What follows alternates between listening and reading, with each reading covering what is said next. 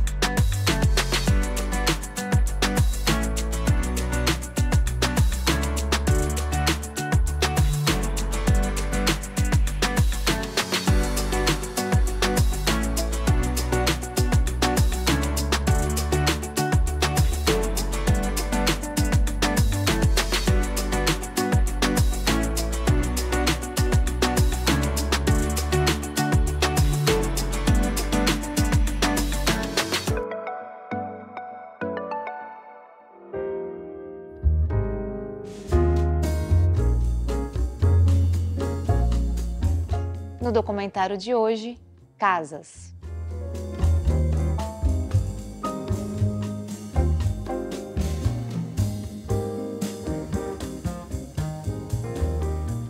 Quando a gente faz uma casa, né, especialmente uma casa de fim de semana, tem uma relação com a paisagem, uma relação com usos, sobretudo, de lazer e tal. É muito importante a gente pensar qual é o propósito, né, de se construir uma casa e não morar num apartamento, por exemplo.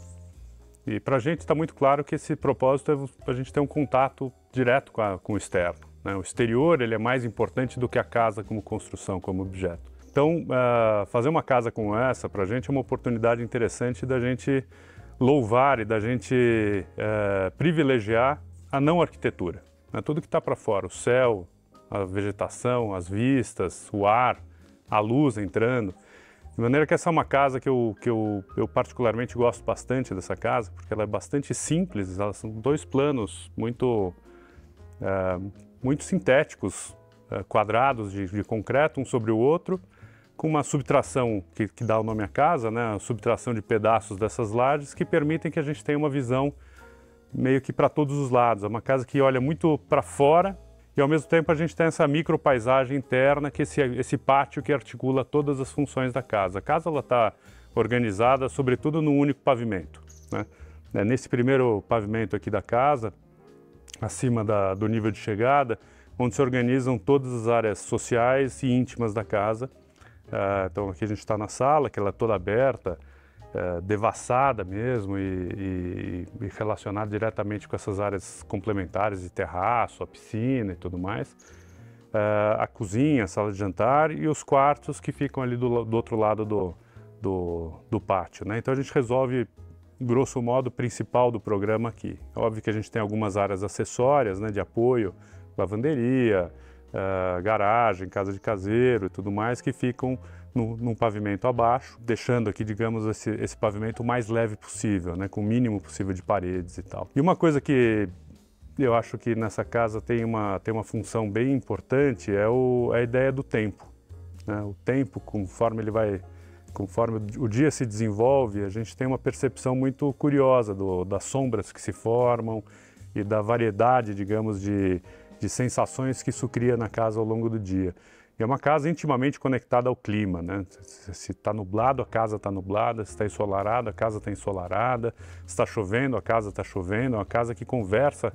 A casa é quase que uma extensão do exterior, né? Ao contrário da gente pensar que o exterior é uma extensão do espaço interno, aqui é meio que o contrário. A gente traz essas características do tempo e da paisagem tudo para dentro da casa, e como se a gente dissolvesse a casa.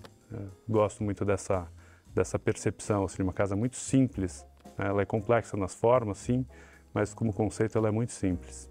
E essa simplicidade está expressa também nos próprios materiais, né? A gente praticamente resolve essa casa com concreto e vidro só, né?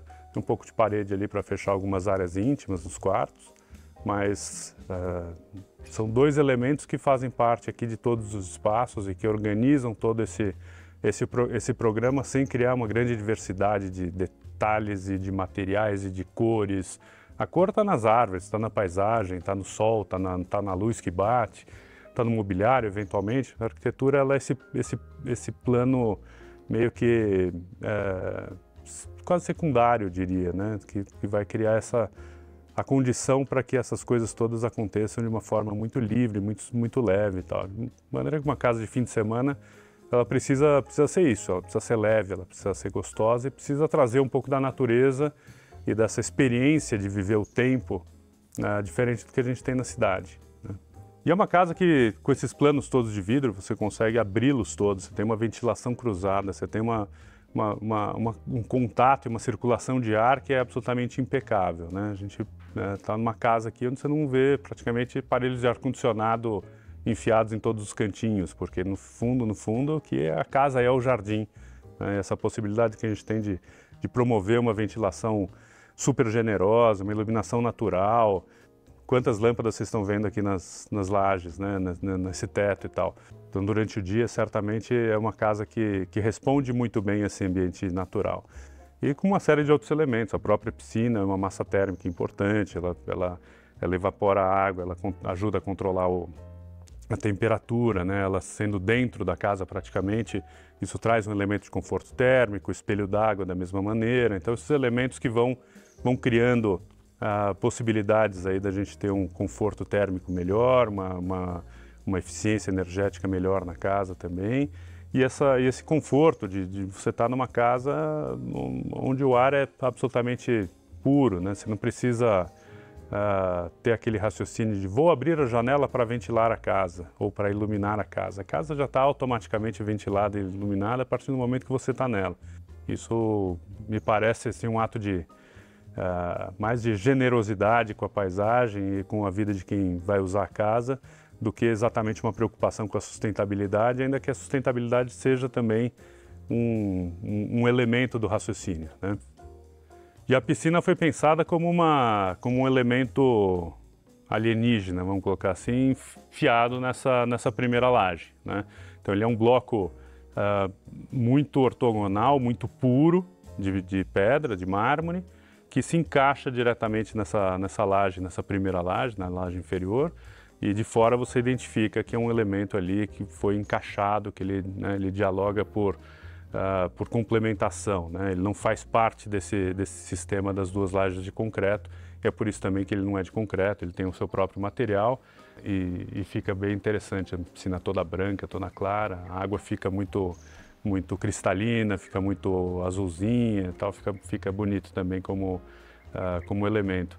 E ela está num ponto em que ela de fato cria essa possibilidade de uma vida ao redor da piscina e ao mesmo tempo de frente, né, debruçada para essa vista super interessante. E aqui a gente escuta os passarinhos, ó. Os passarinhos aqui nas árvores que fazem parte do som ambiente da casa. E não sai daí que o programa Cultura e Design volta já.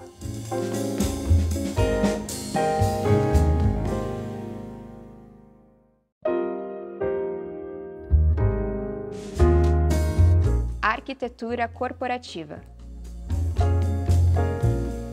Eu acho que o bacana da gente ser arquiteto é a gente poder lidar com o sonho das pessoas, não é? E o sonho das pessoas pode ser de uma pessoa, pode ser de uma empresa. Então, quando a gente recebe um desafio como o que a gente recebeu aqui, vamos criar um Life Hub. E a gente entendeu que nós precisávamos criar algo inovador para várias unidades de negócio que convivem e têm muita sinergia no mesmo local. Então aqui o objetivo do Life Hub foi dar oportunidade para as unidades de negócio se apoderarem ou se empoderarem dos espaços, usarem do jeito que elas acham mais conveniente para aquele momento e fazerem disto aqui um lugar de criação, de interação, de conhecimento e de network. E eu acho que isso funciona muito. E é tão bom a gente voltar aqui e ver ele funcionando, né? Ver as pessoas mudando as coisas de lugar, mudando as poltronas, puxando para fazer um grupinho aqui, um grupinho ali. Ou aquela que precisou de silêncio, ela vai lá, se fecha dentro de um phone booth que está bem hermético, bem acústico, com todo o charme, com todas as cores. Então, eu acho que esses desafios é que transformam a nossa profissão em algo tão encantador. Olha que bacana aqui essa inspiração que a gente trouxe Logo na entrada, a gente quis trazer uma biofilia que mimetiza com as calçadas de paralelepípedo, de mosaico português, onde no meio das pedrinhas começa a brotar um musgo. E essa parte da biofilia, a Interface, sempre nos ajuda muito, porque a capacidade de criação dos produtos, ele já vem com esse conteúdo, com esse conceito embarcado no próprio produto. Então, com isso, a gente trouxe essa ideia de praça, né? Que é a praça receptiva, de boas-vindas de quem chega no Life Hub.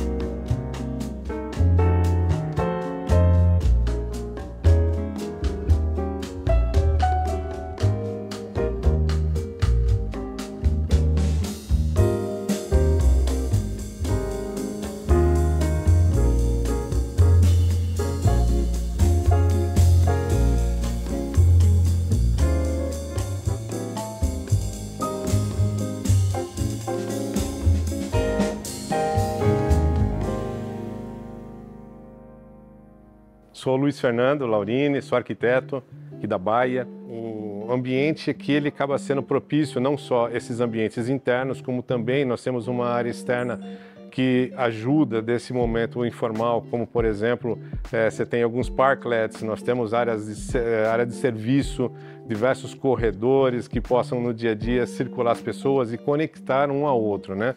Com esse momento que nós estamos trazendo aqui do home office, onde as pessoas, o escritório ele serve como uma área de apoio, é muito importante que esses locais eles sirvam para se conectar. Eu acho que esses ambientes aqui, ele tem como principal fator aqui se conectar entre as pessoas, se interagir, criar o seu network. Uma empresa, logicamente, como a nossa, ela tem uma quantidade muito grande de colaboradores e negócios coexistindo. Então é importante que esses ambientes eles acabam servindo para que haja essa interação com relação entre os negócios. Voltamos aqui na Auren, numa recepção que não é recepção. Isso aqui é um lounge de boas-vindas. E nesse lounge, a gente idealizou de uma forma que a pessoa, quando chega, se sinta imediatamente abraçada. Ela pode sentar em qualquer lugar, ela pode aproveitar uma maneira mais descontraída, ela pode ver muito conteúdo, mas o que a gente mais quer mesmo é que ela se inspire nesse logo da empresa que está no teto. É como se eu dissesse que eu tô com a Auren na cabeça, né? Então a Auren, que é a mistura de aurora boreal com energia, ela está retratada nessa mudança de cor.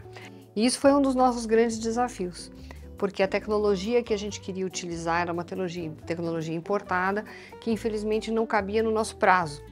Então nós tivemos que buscar uma solução mais abrasileirada e a gente buscou os nossos parceiros, né? A Lumenar, o Rodrigo, incansável em buscar alternativas, trabalhou como se fosse uma parte da equipe em desenvolver um produto que conseguisse passar a nossa ideia para o teto. Eu acho que ser sustentável é também reaproveitar produtos de primeira linha. Então, quando a gente encontra um carpete como esse aqui, por exemplo, da Interface, que a gente encontra ele em parte já utilizado, nós lavamos e redesenhamos, repaginamos e reinstalamos. Isso é ser sustentável. Nós não criamos lixo, não geramos mais entulho e ainda criamos uma solução mais econômica, que é um pilar da sustentabilidade financeira do negócio. O espaço também foi pensado para acolher toda a diversidade que a gente tem aqui na Auren. E acolher as mães com um espaço de lactação, acolher os mais jovens que gostam de jogos eletrônicos, acolher as diferentes origens que a gente tem aqui dentro através de um espaço mais colorido, menos padronizado, também foram preocupações que compuseram o nosso conceito de escritório.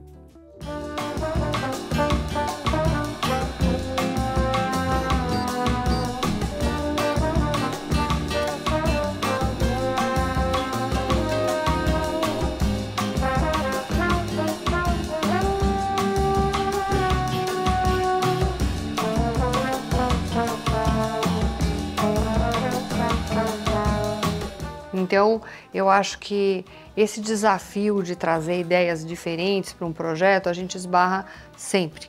Toda vez que a gente quer fazer alguma coisa fora da caixinha, menos convencional, ela dá no mínimo 3 vezes o trabalho. Porque seria muito mais fácil pegar algo pronto na prateleira. Mas o pronto da prateleira não tem o efeito encantador, não tem o efeito surpresa. E eu acho que é isso que fascina as pessoas quando elas vão num novo espaço. O efeito surpresa, a experiência nova. Então, Leonardo, muito bacana esse projeto aqui de vocês. Aqui é o WorkLab, é isso? Isso, que é o WorkLab, que é o escritório como conceito, né, como experiência. A gente tem o conceito do WorkLab justamente para a gente proporcionar para quem vem nos visitar uma experiência, né, do que nós estamos oferecendo para o mercado. E nós permeando um pouquinho do espaço, a gente consegue ter a nossa plenária, nossa praça central, né, onde acontecem geralmente os encontros com as pessoas. Aos arredores da praça central, existem as estações de trabalho, onde as pessoas realmente elas estão desempenhando uma função, um papel, e elas se encontram na praça algumas vezes para trocar ideias, para conversar a respeito de algum projeto, conversar a respeito do trabalho, muitas vezes no horário do almoço para descontrair, para poder assistir alguma coisa na televisão. Então, lugar para eu sentar aqui com qualidade não falta, né? Tem a estação de trabalho aqui, posso sentar ali também. Qual é o seu espaço preferido aqui? Meu espaço preferido é perto da janela, né, onde a gente pode olhar para fora. Então, seria aqui nós temos os nossos puffs que se chamam Peeble, né? Muito confortável. E olha, eu trabalhando aqui, eu acho que talvez ia tirar um cochilinho aqui no final do... Sabe aquele depois do almoço, assim? O cara deita, dá uma descansada. Você falou em match, eu acho que essa cadeira deu um match comigo. Deu um match contigo, Quando teve a gente estava na pandemia, né? As pessoas elas queriam um lugar mais privativo, foram para casa, né? E agora a tendência é que elas retornem para o escritório. E elas retornando para o escritório, elas perceberam que elas não queriam mais aquele pranchão onde todo mundo sentava um do lado do outro. Então a gente precisa criar uma semi-privacidade para elas. Você tem ambientes de trabalho semi-privativos num ambiente aberto. E qual outro tipo de estação de trabalho que você tem aqui no showroom? A gente tem uma estação que ela não tem essas divisórias, né? Que é uma... aqui atrás de nós, né? Então, ela é uma estação de trabalho onde as pessoas elas ficam pouco tempo, né? Então, a gente consegue conversar no grupo, né? Que hoje é uma coisa bem... de trabalho, uma mesa de reuniões, né? Isso, um pouco mais dinâmico, um pouco mais aberta. Então, todos os ambientes, eles são coloridos, ou eles têm cores, né? Como a gente pode ver aqui, pés laranjas, cor da cadeira laranja. Do outro lado, pés areia, cor do tecido areia. Assento marrom com o pé de areia.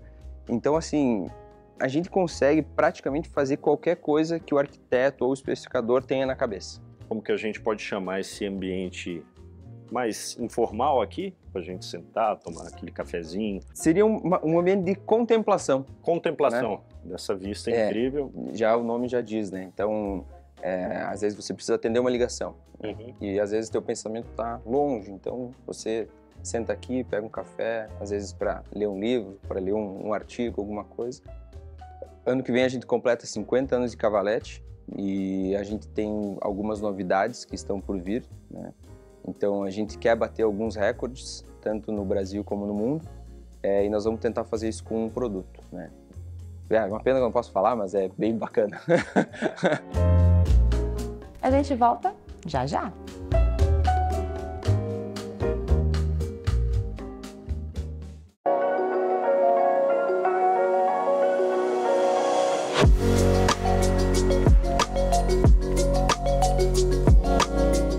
O que faz a gente escolher consumir em determinada marca ao invés de outra? O que a gente considera, como que a gente considera o que é caro, barato ou justo?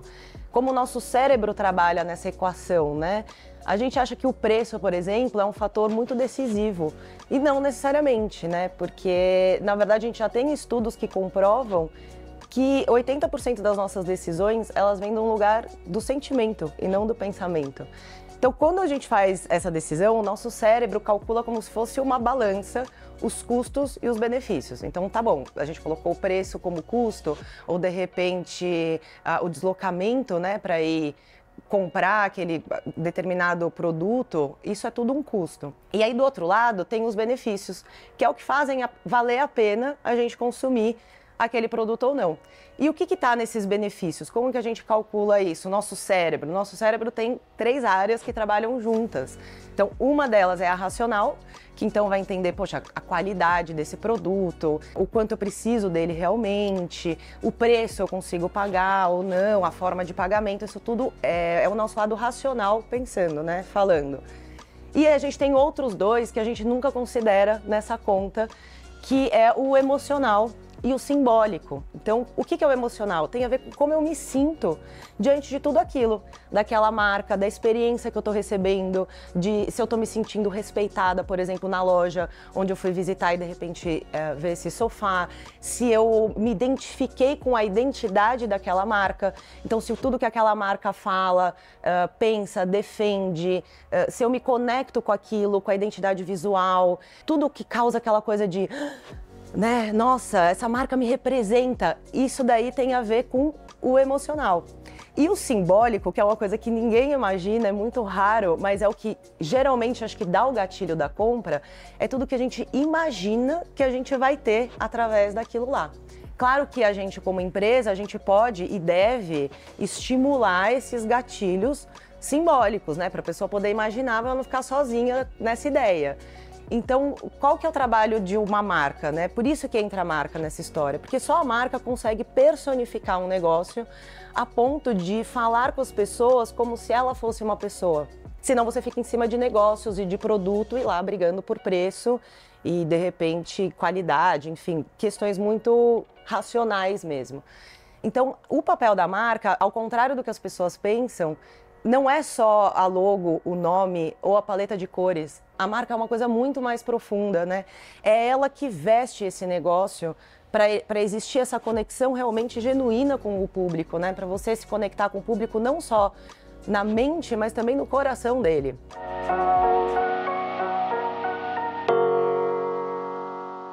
Eu estou hoje com o Marcos, que é da Carbono e da Decameron, né? O fundador das 2 marcas. A gente se conheceu há 10, 11 anos atrás. E eu participei do comecinho da marca Carbono e ele foi um super exemplo do que eu tô falando, de extrair, né, os valores mesmo do fundador e traduzir isso num DNA da marca, porque dessa forma você consegue humanizar a marca, né? E tem uma autenticidade também, né? Lembro o próprio nascimento da Carbono, ela nasceu dessa vontade de fazer diferente, não só por fazer diferente, uma necessidade quase que pessoal, e aí você começa a encontrar pessoas em comum que compartilham desse mesmo inconformismo. E esse trabalho foi muito desafiador, mas muito fácil ao mesmo tempo de fazer, né? Não doeu para fazer, foi gostoso porque as ideias foram fluindo, a gente teve uma comunicação muito bacana e ter construído a Carbono, que nasceu da essência dela, do coletivo, né? A gente respeitar a individualidade. Isso está muito explícito no nosso manifesto, parece que foi escrito hoje, né? Já se vão alguns 10 anos aí. Mas é a gente acreditar na força do indivíduo e também na valorização do coletivo. Então sempre foi um caldeirão de novas ideias, que inclusive passam por reformulações e tem crises como a gente tem, como as pessoas, e aí para tudo, e a gente briga e fica sem se falar, 6 meses se odiando, mas quando se vê, se abraça, e aí, não, tô precisando de você, volta, não quer. E isso é gente, né?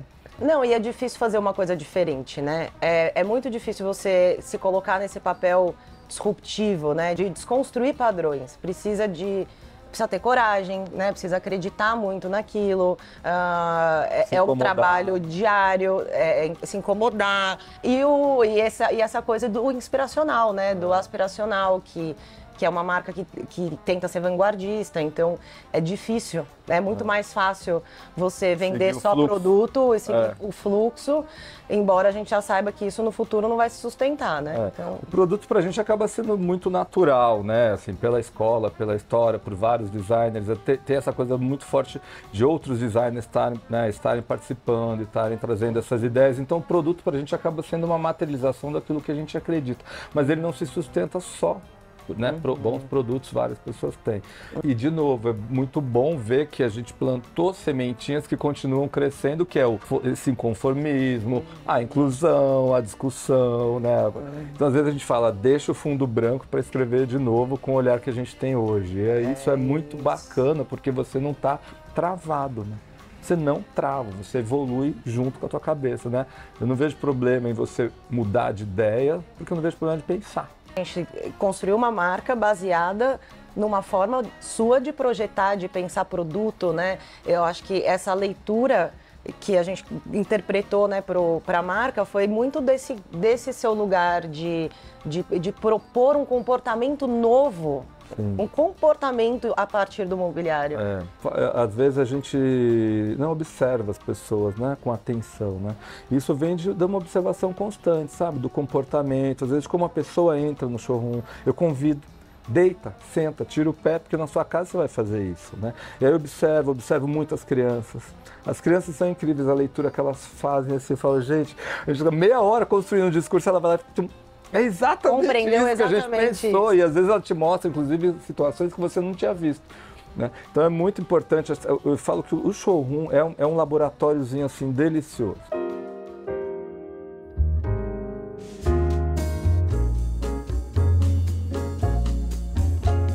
Os showrooms, na verdade, né, foram projetos que começaram no ano 2000. O primeiro foi da Decameron, na Vila Madalena.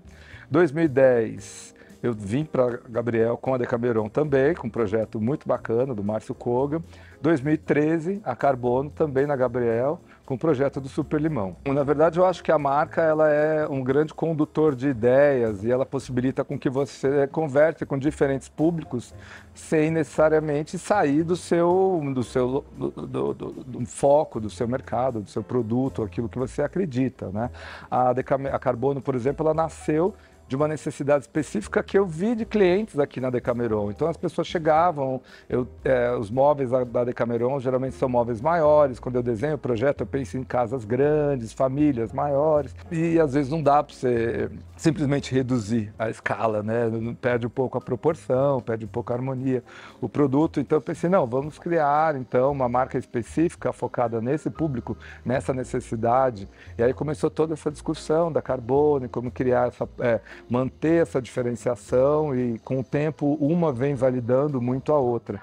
E mesmo estando aqui na mesma rua, a gente consegue claramente identificar um público e o outro público. Na Decameron, a gente tem uma vocação natural, né, para buscar casas maiores, as pessoas estão realmente mais estabelecidas, a gente é mais perene, o tempo aqui é muito diferente, é menos volátil. Enquanto na Carbono a gente está trabalhando muito com escritórios de arquitetura, até com uma linguagem bem contemporânea mesmo, então a gente brinca que a nossa irmã adolescente, né? Que ela é mais revoltada, ela muda mais, ela muda de cor, é um grande centro de experimentação. E foi muito bacana ver ao longo desses anos como naturalmente a gente atraiu para uma marca e para outra arquitetos e clientes que se identificam com isso que a gente está propondo.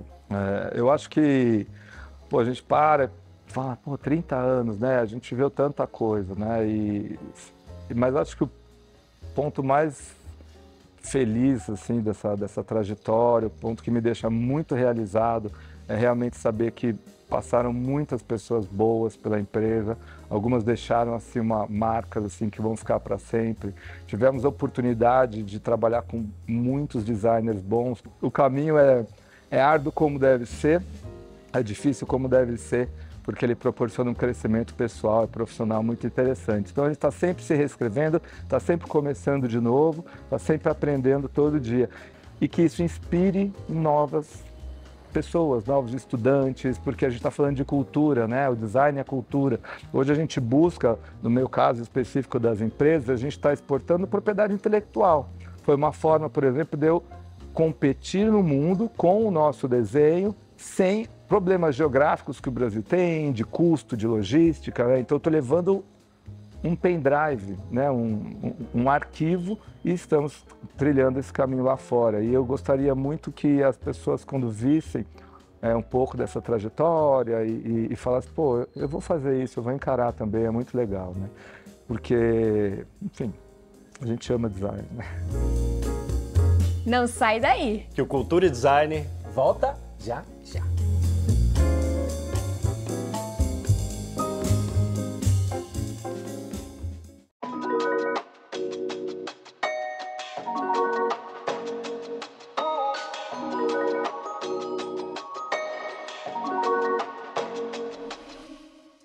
ao mesmo tempo que eu sempre conservei o trabalho de estúdio, me interessou muito o trabalho no espaço público. Trabalho de arte para dar acesso livre para todos. Tem um amigo meu que me levou lá na estação, na plataforma 1 da estação Júlio Prestes. Ele falou assim, Ângelo, aqui a gente vai colocar uns painéis de 2x2, vamos convidar mais 5 artistas. Fernando, negativo. 2x2 não é painel. Eu vi aquela coisa de 15 metros de altura na estação Júlio Prestes, falei, não. Aqui em Pouso Alegre tinha a fábrica da Alpargatas. Eu liguei para eles e falei, olha, lona de caminhão, qual é o maior tamanho que vocês têm? 4 de altura por 10 de comprimento. Falei assim, vocês aceitam participar como patrocinadores, doando essa lona? Eram 6 artistas. Eles doaram. Liguei para o Fernando e falei, Fernando, não é 2 metros por 2 metros. A lona vai ter 4 metros de altura por 10 de comprimento. Né? Aquilo foi um impacto na estação. Na época teve a Bandeirantes, teve a Cultura, né, entrevistando as pessoas dali. E elas sabiam que aquilo era para elas. Cheguei para minha mulher, falei, Cláudia, vamos fazer a nossa capelinha? Não tem os artistas ali, vamos fazer a capelinha dele, vamos fazer a nossa. Ali tinha um elemento diferencial. Eu estava entrando na arquitetura, né, que era uma reforma para incluir trabalho de mosaico, mas tinha na capela uma característica interessante que eram santinhos quebrados, que por superstição, né, quando o santo fica quebrado dentro da sua casa, não pode ficar dentro da sua casa. Então você tem que deixar nas capelinhas. E essa capelinha recebia muitos santinhos. Artista é um bicho esquisito, eles são acumuladores, né? E aí tinha uns acúmulos. Acúmulos de brinquedo da nossa filha quando pequena, botão, ficha telefônica, brinco quebrado, um monte de coisa.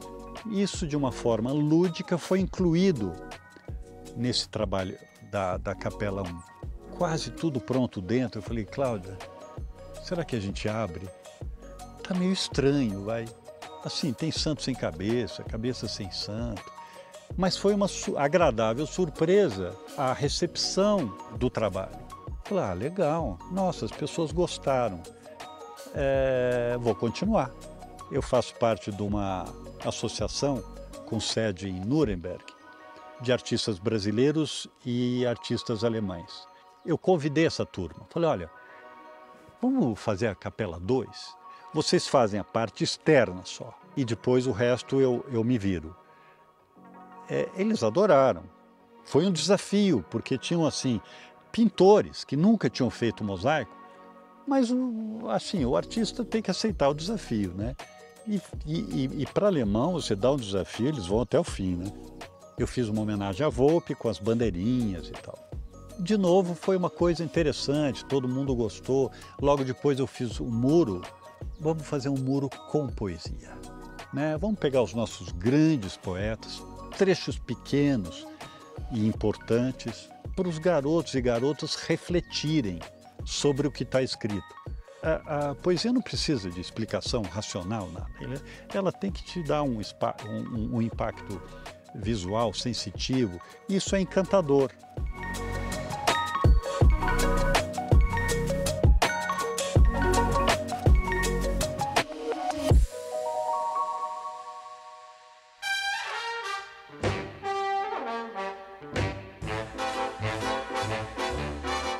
Tudo bem, turma? Hoje eu tô aqui para vocês para fazer uma sobremesa super italiana, mais super mundial.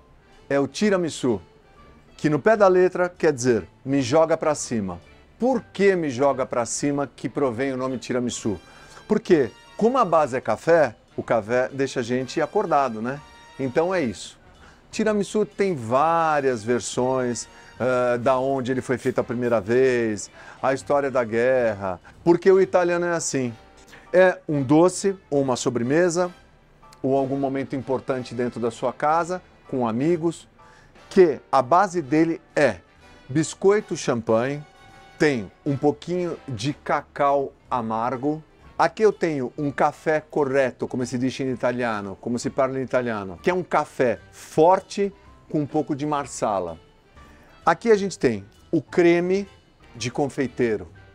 Nada mais é do que um creme à base de mascarpone, que é um queijo super saboroso, proveniente da Itália e se faz muito bem no Brasil, ovos e açúcar de confeiteiro. I like a song with a skippity beat. When the melody moves right along. The kind of a tune you can tap with your feet. I love an old-fashioned song. La la la la la. That kind of thing. When it's bright and it's breezy, it's so easy to sing. The whole world is waiting for a musical treat with a skip, skip, skippity beat. I like a song with a skippity beat. When the melody moves right along.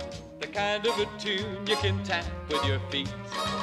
I love an old-fashioned song. La la la la la. That kind of thing. When it's bright and it's breezy, it's so easy to sing. The whole world is waiting for a musical treat with a skip, skip, skippity beat.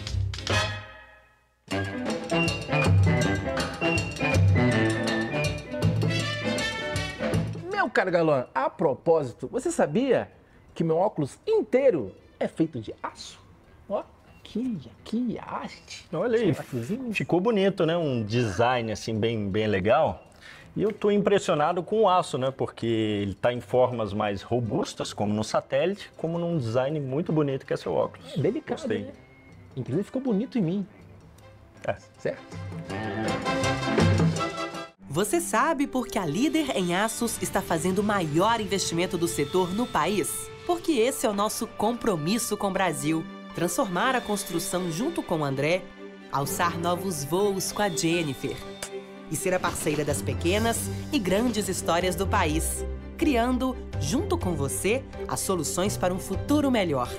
ArcelorMittal, aços inteligentes para as pessoas e o planeta.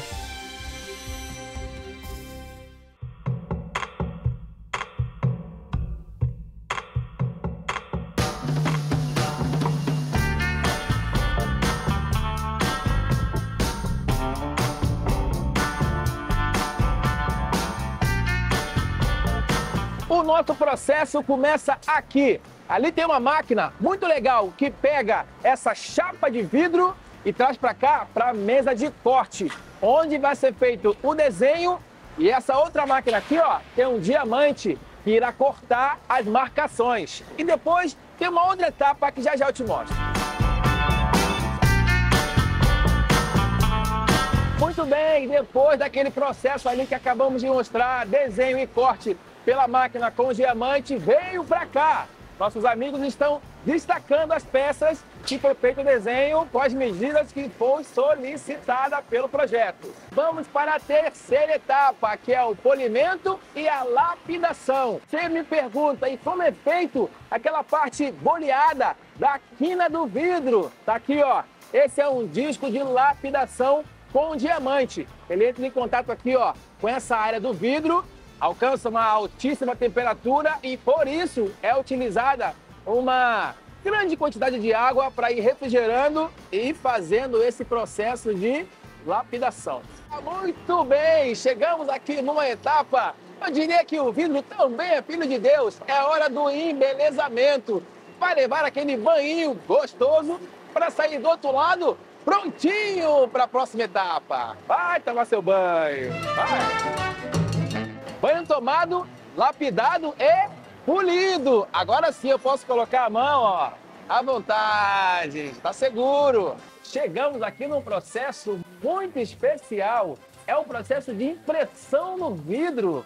Ela pode fazer qualquer coisa. Olha aqui, ó, seria um mármore. Que lindo, hein?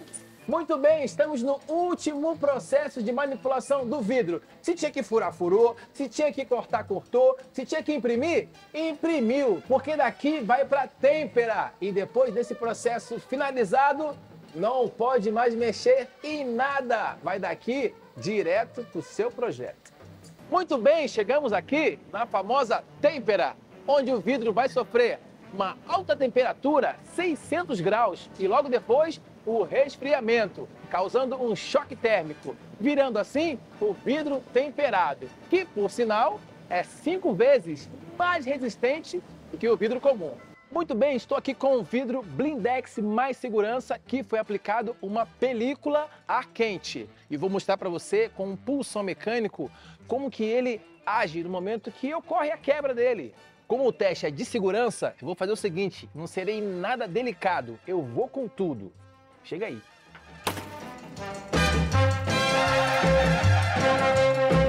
Sensacional, né? Não.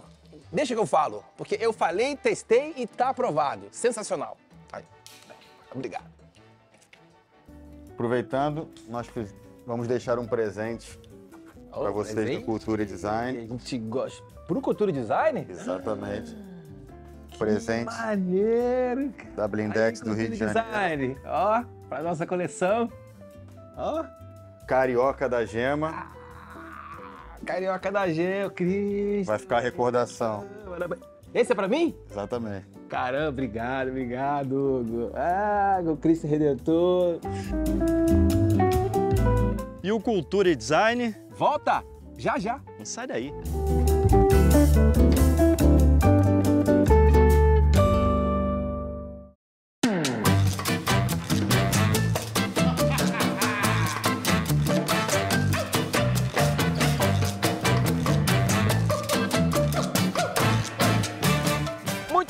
Kimi, meu caro galã, e o É Pra Lá Que Eu Vou do Cultura e Design chegou em Minas, meu caro. Eu já te falei, não é Minas, é quase Minas, mas ainda é São Paulo. Então aqui é São Bento do Sapucaí, como você falou, parece Minas, mas é São Paulo. Vamos conhecer a cidade? Sim, é a última cidade de São Paulo, sentido Minas, né? Sentido Minas. Que tem as capelas dos cactos, né? Nossa, essa bonita Igreja do Rosário. Sim, eu tô precisando rezar um pouquinho, viu, meu caro? Vamos lá, a Kimi também tá precisando, ela anda meio estressada, sabe?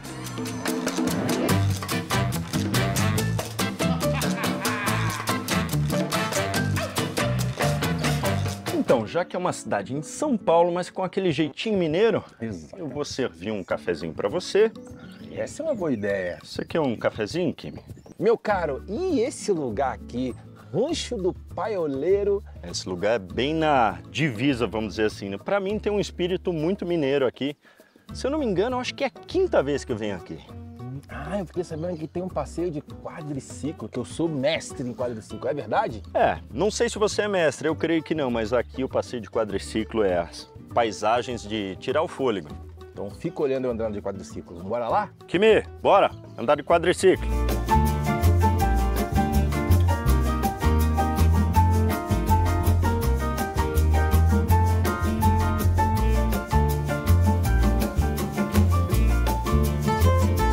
Você sabe o que a gente faz quando quebra um santo? Reza a lenda que nós temos 3 alternativas. Ou você enterra, ou você joga no rio, e tem uma terceira, que é a mais comum em cidadezinhas pequenas, que é deixar nas capelas e nos cruzeiros.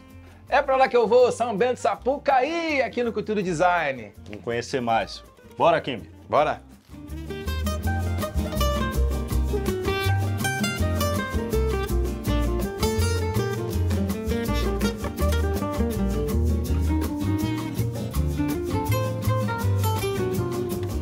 Isso aqui não é só uma pedra, aqui é exatamente a divisa entre São Paulo, Minas, São Paulo. Mas só que tem uma curiosidade, aqui tá escrito São Paulo, e aí tá escrito o quê? Minas. E por que será? Porque quer dizer que daqui pra lá é Minas, e dali pra cá é São Paulo. Ai, meu Deus, que papo de louco. Eu vou te falar uma coisa, pela primeira vez você acertou, hein? Porque além desse lugar cheiroso, gostoso, olha, com essa natureza linda, olha essa cabana, esse chalé lindo, de madeira, maravilhoso, hein? Parabéns. É, primeira vez não, né? Porque eu sempre acerto, mas essa aqui foi a melhor até hoje, né? Vamos lá, a gente já tomou um cafezinho, agora já era do almoço, né? Eu tô sabendo que aqui tem torresminho. Torresminho? Torresminho. Meu caro galã, aqui no Rancho do Paioleiro, eu fiquei sabendo que tem uma trilha aqui, ó, uma trilha meio rústica e tal. Você que conhece melhor, fala aí como é que é. Paioleiro. Você sabe o que é paioleiro? Paioleiro, claro que não. Não sabe? Não sei. Então, na parte de baixo da propriedade, aqui é a região do Paiol. Então é o acampamento mais antigo do Brasil. Então legal. Quando você acampa lá, você se forma, sabe? Você é um paioleiro. Vira um paioleiro. Isso. Eu não sou um paioleiro, você muito menos, mas a gente vai desbravar o rancho do paioleiro. Bora? E nos tornaremos um paioleiro. Ah, talvez. Esse título maravilhoso. Talvez.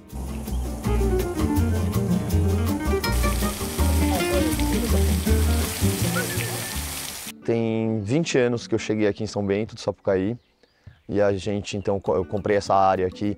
Era uma área, assim, devastada de agricultura. Realmente, assim, não tinha quase nenhum pezinho de árvore. Era realmente uma coisa voltada para agropecuária, tinha boi, plantação de banana. Então a gente tem uma super preocupação desde de reflorestar com árvores nativas, recuperar as matas ciliares dos rios e tal. Então esse clima daqui de São Bento, que é um clima que é frio, o que também possibilita a gente ter plantação de oliveira para fazer azeite, que é uma planta que gosta de frio. Porém, durante o verão, que é o que está acontecendo agora, ele é quentinho, então a gente consegue ter uma diversidade grande de plantas. Mesmo estando na montanha, a gente consegue ter palmeiras, helicônias, plantas que normalmente são plantas que você vai observar em locais mais quentes. Então, Leblon, isso aqui era um pasto só com gado. Que legal. E olha que projeto legal aqui. Hoje a gente pode ver a araucária, que é aquela famosa árvore que dá o pinhão. Pinhão. Já é algo para você sabia. Eu gosto de pinhãozinho, hein? Caramba. Muitas árvores, né, nativas. Inclusive tem uma palmeira vermelha que vem lá da Costa Rica. Você sabia disso? Que está em extinção, inclusive, Está em né? extinção.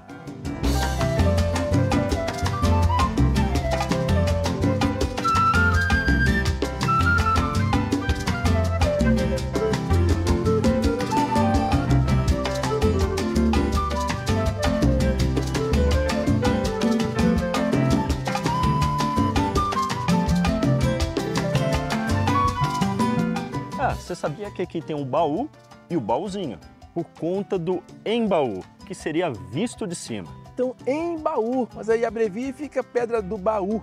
É que embaú, em Tupi-Guarani, os índios usavam embaú como coisas grandes, que quer dizer também embaúba, que é a árvore grande.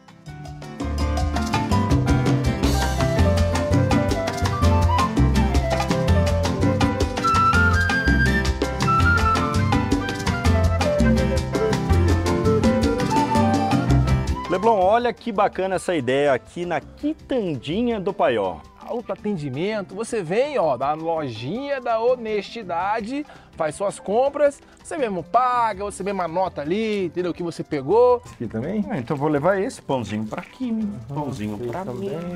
Mas esse aqui eu gostei também. Vou levar. Só pra te lembrar que tem que pagar, tá? É, lojinha da honestidade, tem que pegar e pagar. Acho melhor eu levar só um pãozinho pra Kimi. Como agora ela é a âncora do programa, é melhor agradar, né? Vou anotar. Boa ideia, né, cara galera?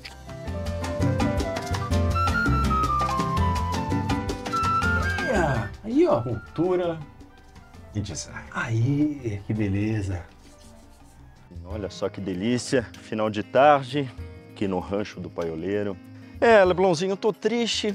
Tá acabando, né? São Bento do Sapucaí, esse lugar maravilhoso, mas também tá terminando a nossa terceira temporada. Mas não fica triste não, meu caro galã. O Cultura e Design e o É Pra Lá Que Eu Vou voltar já na 4ª temporada. E ó, quer saber? A gente não vai parar. Vai ficar no Instagram, no YouTube, tem um monte de coisa vindo por aí. O quanto eu me vejo em você, seja onde for. Amor não tem gênero e cor. Quero um mundo mais sem medo, espalhando a semente do amor. Eu quero celebrar a vida, curar todas as feridas que o medo causou. Quero abraços mais sinceros, ver o sol nascer de perto. Eu quero muito mais. Quero o aconchego dos meus pais num dia de domingo. Quero olhar pra trás e me lembrar sorrindo.